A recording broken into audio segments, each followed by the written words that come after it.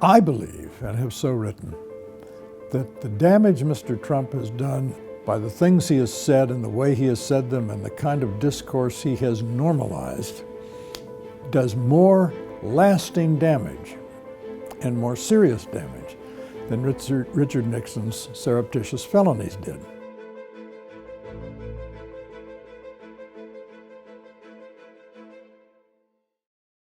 Just getting the articles of impeachment to the Senate would require Republican senators, and there are 53 of them, to stand up and say one way or another what they think is important. They are motivated, I'm sure, not by affection for Mr. Trump, there's none of that, but they are motivated by fear of the Republican base, which is thoroughly enthralled by the president. If Mr. Trump were to say, Minneapolis is in Idaho, and the sun revolves around the earth, I think the vast majority of Senate Republicans would tug their forelocks, salute and say, we agree, sir. So the first thing that would happen is the articles of impeachment being brought to a vote would require Republicans to clarify themselves. They have so far sought hard to not have clarity. This would bring it. Second, a lot of Congress's muscles have atrophied from disuse. It can conduct its oversight duties using the considerable power to compel testimony. That is also at issue right now.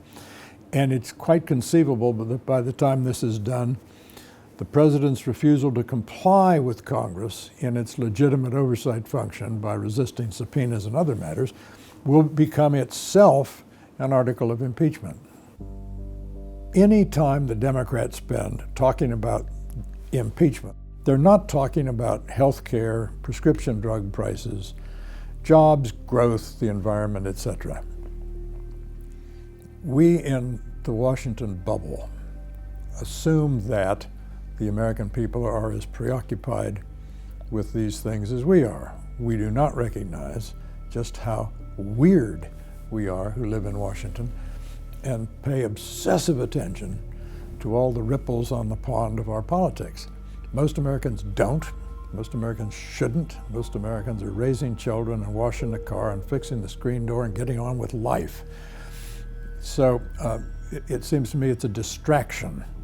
The time and the energy that would be devoted to an ultimately futile impeachment process, futility defined as not removing a president, is, it seems to me, a cost that we can ill afford to pay. What do we do with a man like this who acknowledges no restraints, institutional or, in some ways more important, restraints of good manners in our civic discourse? The first thing you do is remember the cure for a bad election, and we had one in 2016, is a better election. And one is coming. The Constitution's quite pernickety about this. We have to have an election in 2020.